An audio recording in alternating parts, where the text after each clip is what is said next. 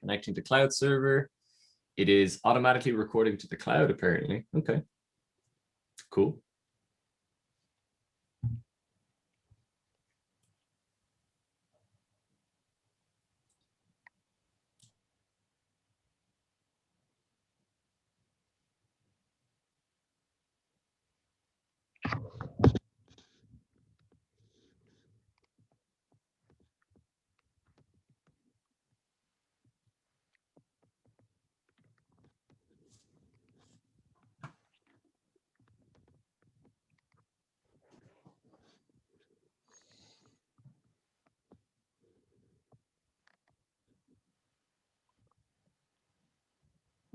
Have we anybody in attendance?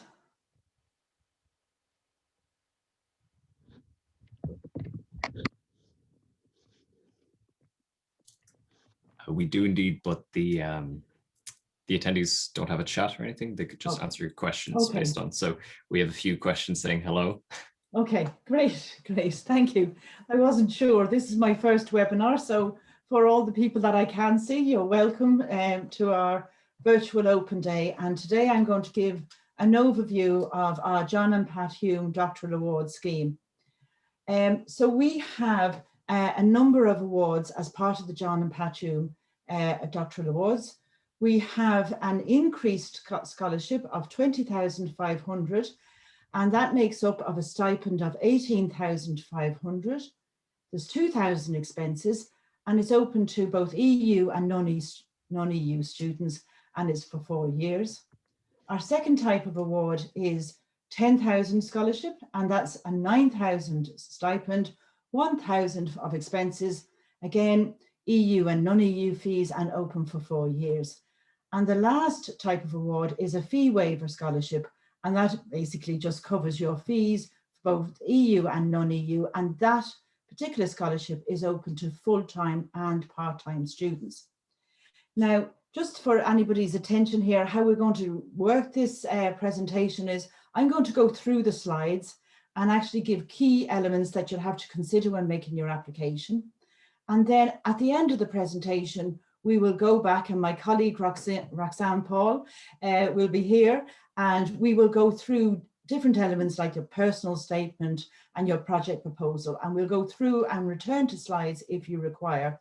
And I also want to thank Lucas, our IT person, who's going to keep us on the straight and narrow. So there are main John and Pat Hume Doctoral Awards. There's up to 30 varieties of 30 scholarships made up of these 3 different types.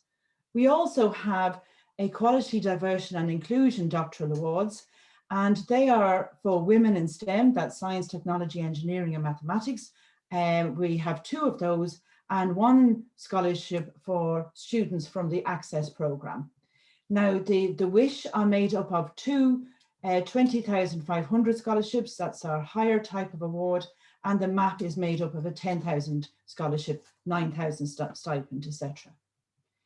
So basically, what is the award scheme? So the prospective doctoral, it is open to new doctoral students only. So if you're an existing Maynooth student or an existing research student, this scheme is not open to you. It's a single competition, so if you wish to apply for an EDI as well as one of our standard Hume, it's on the one application form. The application form is online and it's via our PAC application system. You will be required to submit 2 referees. Your supervisor can also act as a referee. But in addition to that, your supervisor has to confirm that they're willing to supervise you. And all of that must be completed by the 12th of April. So you must have your application complete, and your supervisors and your referees must also have uploaded their documentation by the 12th of April. So in other words, we want a complete application coming into us on the 12th of April. In terms of who allocates the scholarships, these are done at faculty level. So there is a number of awards to the Faculty of Arts, Celtic Studies and Philosophy, for Science, Engineering and Technology, and also for the Faculty of Social Sciences. So eligibility, this is one of the key questions that people do come back to us on. It is open to people who have a first class or upper second class honours degree, or equivalent in the discipline of the department of application or in a cognate discipline approved by a proposed supervisor. Or you may also hold a master's degree or both taught or research in the discipline of the department of the application or a cognate discipline. Now, if you haven't got your undergraduate degree completed or your master's degree, you can still apply and you will be asked to give your prospective grades and also the grades of your penultimate year, i.e. last year's, and you will be considered, your application will be considered, and if at the time of offer and you haven't got your final grades, you will be made a conditional offer subject to you having meeting this eligibility criteria. The eligibility exclusions, as I've mentioned earlier, so for students who have already commenced their research programs, you're ineligible to apply. If you have been previously awarded a John and Pat Hume scholarship, you're ineligible. John and Pat Hume are running since 2005, so we may have other students who wish to come back and do another PhD. But for any queries you have on your eligibility, you can contact us at a specific email, humephdscholarship@mu.ie, or read the terms and conditions. So what do you have to consider when you're making your application? So for all grantsmanship, you should always look at the evaluation criteria. And the evaluation criteria here for the Hume are the quality of the applicant, the quality of the project proposal, and the fit of the proposed research and the candidate with the department's expertise in research areas. And I'll go through those in a few moments, but each criteria is given equal weighting. In relation to our EDI and our map, they're open to students who were a hair or dare, who were on a hair or dare as an undergraduate student, for first-time mature students, for students who have a disability, and also for other widening participating entry routes. Our wish scholars to be eligible, obviously you have to be a woman in STEM, so it will be offered to our top 2 ranked female doctoral applicants, and we will be given priority to specific areas that where there isn't as many females, where they're underrepresented, and that would be in our departments of chemistry, computer science, electronic engineering, experimental physics, and theoretical physics. And all eligible applicants for WISH awards will also be considered automatically for the Hume. So in other words, you will all be considered for the normal Hume awards. And if you wish to be considered for an EDI, you have to complete a separate section. So in terms of the Hume application, it's not an enormously difficult application form to complete, and hopefully by the end of this you will have a better understanding of the key areas that you need to concentrate on. Your personal details are what you expect, and contact details.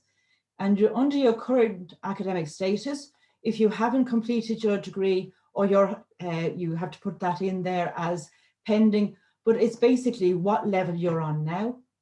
And then you would have to give details of your undergraduate qualifications and your postgraduate qualifications, where you received the award, in what year and what level, and you will be asked to upload transcripts. The next part is the proposed research project information, and we'll go through that in the next few slides, and personal statement. In relation to the EDI awards, that section only needs to be completed if you wish to apply for a WISH or a MAP. You have to supply details for your supervisor and recommender support. And then to ensure that you have everything you need, you'd have to have a document upload checklist, that you have uploaded your transcripts and your project proposal, etc. And that will also point out to you if your referee or your supervisor hasn't returned or uploaded the documentation. So now we get into the piece on the proposed research project. And we will come back to this, but these are kind of elements that you are learning now as you go into a research program of grantsmanship. And the abstract is a very important part of your application. It gives us an overview of what you intend to study. But remember, your application will be assessed by both expert and non-expert evaluators. So if it goes to the faculty to be reviewed, you may have an expert in your specific area, but it may be also somebody from, say, applied social studies could be looking at something that may be coming from the law. They won't be expert in your project proposal, but they will be able to assess what is a good project. And the abstract is their first taste of exactly what your project is going to be about. So you must communicate effectively with both types of evaluators. In your proposed research project, you must describe your topic, including your aims, objectives, and your central research questions. You need to look at your methodology. You may not have all of this in stone right now, but it's that you have thought about what you're intending. What is your question? What is that burning ambition that makes you want to spend 4 years researching it, and how you're going to do it, the methodology, what particular methods, or is there a guiding theoretical framework that you're going to bring with you all throughout this project proposal? And then there's a research plan, and that's most important. And a lot of people who go and get the Hume go on to apply for an IRC. And we need to see that you have thought what stage you're going to reach at each year. So this is a 4-year project, and that you've thought about the tasks and phases that you need to complete to ensure that you get to the end goal at year 4. So we're only asking you for 4 pages for the proposal. It's a 1.5 line spacing. That was caused us a little bit of concern last year. So it is 1.5. That will make it easier for the evaluators as well. But you're also allowed to bring in 3 pages of additional information for charts, bibliography, and a lot of students in this and applicants put in a Gantt chart, and that actually helps with the research plan. So you'd have year 1 to 4 and the months and what you intend to do. Equally, I would advise all of you within your departments, they also have milestones that research students should have reached at the end of each year. And that's part of an annual progress review if you come and be a member of a student here. But they will give you key points that you should have reached at the end of each year. So I'd advise students to look at those as well if you're looking to make your application. What are the milestones in your department? I also would ask you to look at the guide for applicants for formatting restrictions, just so that you have everything correct there. But for the 4 pages, I'm very strict on that. Everybody gets 4 pages for the proposal and 3 pages for additional charts. If you give me more than 4 pages, we will delete page 5. So just that would be hanging there. And then as part of the proposed research project information, we also have asked you to put your fit of the applicant and the department. And that's where we want you to have looked at the expertise that's within your department and also cognitive departments around you. So Maynooth and all research now is, a lot of research is interdisciplinary, where none of us are an island anymore. And you may be working on a project that could relate, say if I was doing a project on law, but it was on child protection, I may need to look at somebody in applied social studies, and there could be an expert in there that I've looked to see what Maynooth has. We are a university about delivering inter-university collaboration and where our expertise is, so that you know that you can make a difference to the research that's currently going on, that you've got the right supervisor in this area. If it wasn't interdisciplinary, we're still looking for you to articulate that Maynooth has an expertise, a great panel of expertise in, say, immunology, and that you're identifying that and that your research will work with your department, so that you've actually looked to see what the research is going on in your department. Again, that's only a 300 words, but it's just to get a feel of you and the department as well. The personal statement is the piece that perhaps Roxanne will come in at the end on this. This is where you have to sell yourself. And a lot of us are not very good at that, and we need to shine. So in the personal statement it says, explain why you wish to pursue a program of research at Maynooth in the area you've chosen. Include information on relevant experience and interests that have informed your desire to pursue a research degree, and provide any additional information you feel will offer a full picture of your capacity, capability, motivation and interest, both academic and non-academic. And we need you to, it needs to pop off the page that you are the person that's going to get this project done in 4 years, that you've always wanted to do it. The desire for you to do this research project is there. And that's why that question is there on awards and achievements. It allows you to say, maybe you were a member of the Young Scientist. I know that maybe a few years ago, but it's there. It shows that you've always had that motivation and that game. You might have had been a part of the undergraduate SPUR program, but it doesn't always have to be academic. It just has to show that you are a person who has motivation and capability to undertake this project and to deliver it. In terms of our EDI and MAP, this section will only be displayed if the applicant selects Hume, EDI and MAP, and some of the questions there will be kept in strict confidentiality in accordance with the data protection policy, and only our University Access Programme Office will see it. So if you have any concerns on that, just contact the Access Office or contact the Hume email and we will direct you to the Access Office. Academic references, you do need to make sure that you have the right referee for you, the academic reference, so that this referee is going to say, this student is well able to do the PhD. They're one of the best people we have seen in the field. They're done very well in their research project, and they actually know who you are. It is mandatory for all students, both all past and current Maynooth University students. Now, what do you do to help your referee to make a good reference for you? Well, you give them enough information about the scheme. Our Maynooth supervisors know about it and referees know about it. But if you're applying from UCD or Cork, they may not be aware of the Hume application scheme. So basically, our top awards is equivalent to the IRC, so that this is our big funding programme. Tell them that the criteria and how it's going to be evaluated.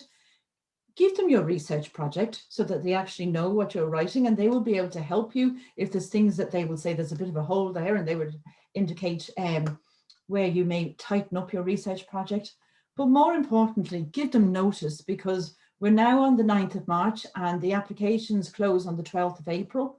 Do not ask them for a reference on the day before, because it will not get in time, and you cannot submit your application without the academic reference being uploaded. So give them plenty of notice. So in the next week, you should be looking for a referee. And then if they haven't done it, just give them a little gentle follow-up to say, I really need this in by the 12th. And just again, a lot of this is on grantsmanship and learning the craft of grantsmanship. Thank your referee. Once you know that they have uploaded, send them a little email. And the referee will be asked to upload an online submission, and all of that will be part of your application process. Your supervisor must indicate that they wish to support your application, and theirs is a very simple thing. An automatic email will be sent to them, and they just have two options. I am willing to supervise this student, or I am not willing to supervise this student. And you must put in the email address there for your supervisor. So the key dates are the 12th of April, that's our closing date. We don't allow late applications. We hope to have the results out for the early to mid-June. And our start date will be the September or January registration, with the funding starting on the 1st of October or the 1st of February. So just to be aware of that. I noted here, this is just for some people who do start in January, and maybe we've had a number this year starting in January. But if you were to think of applying for an IRC moving on, the IRC take a January start as a full year start. So if you are going for an IRC application, they will consider a January start as a full year taken. So you would only be then eligible for 3 IRC years. So the tips for proposal preparation. Good grantsmanship is a learned skill. Make the process easier, be positive about your project, and be prepared. So you have to have read the terms and conditions, read the guide for the applicant, go through the FAQ if you have any queries on this. And some of the do's and don'ts, and we will go back to this. Put yourself in the mind of the reviewer. Okay, so they don't know who you are and they need to see this person sparking. Be positive about the project. You can only get points for what you include in your proposal. If you think, should they know that? Well, they mightn't, and they might not see the whole picture as to why it is. But that's a balance in trying giving them too much information and keeping it to point. So keep your research topic on point. So avoid the vague language, but make sure they're able to understand what you're intending to do. So you have to have that balance between the background, introduction, and the main text as to the why. Make it as easy as possible for the reviewers. Spell things out. I love to have a few dots going year 1, or I'm going to do this year 2. Diagrams, tables. If you're interviewing, perhaps you might not know, but even just hazard a guess, I'm going to have 20 people. What type of sampling you will conduct, what archives you will examine, like just kind of go into the minutiae a little bit on that. So if there's just, I'm going to go to an archive, well, you might have an idea which archive it is. No one's going to hold you to every single piece of it, but you must have thought about it. So consult your prospective supervisor, get feedback, proofread it, get somebody else to proofread it. And actually, it's sometimes good to give it to somebody that actually knows nothing about it. And especially your personal statement, give it to somebody else and say, you haven't really sold yourself, you were better. And equally, they may say you're selling yourself a bit too much, but really, it's never really that way it is. It's always the other way that people do not sell themselves. Comply with the terms and conditions, read the guide for the applicant, and submit on time. Remember that. Don't leave it to the very last minute and you're all having a nervous connection at midnight when there can be technical issues, but now we will obviously be aware if there's technical issues, but don't leave it because it's not worth the effort. I know we all do, but I can't really speak on that, but really try and have it in at least by 12 noon rather than 12 midnight.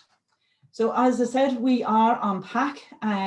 When you go into the Maynooth Institution, it's on the first page of that, and it's not to apply for a course, it's to apply for a scholarship. So you're applying for the John Hume Scholarship. You can return to your saved draft repeatedly, and the email prompts to referees and supervisors are very easy to follow, and you will be told by an email that your supervisor or your referee has uploaded the documentation. So you don't have to continually go in there, and you have to upload your transcripts, but you cannot change it once the application has been submitted. So supports when applying, all of this is on our website, the terms and conditions, the guide for applicants, frequently asked questions. I will constantly update that FAQ and they will go down the list. So we're now on 24. And so that could come to 40 by the time we reach, but I will probably cut it off in the week before the closing date, and also the guide for references if you need to send that to a prospective referee. But please do never hesitate to email us on Hume PhD Scholarship. We have dedicated people on that, and we hope to get back to everybody within 24 hours. So that is a whistle-stop tour of it. We've done that, so this kind of recording can be now cut if we need to, so that we have the presentation. But we are now open for question and answers, and we will go back the slides to actually go through further detail.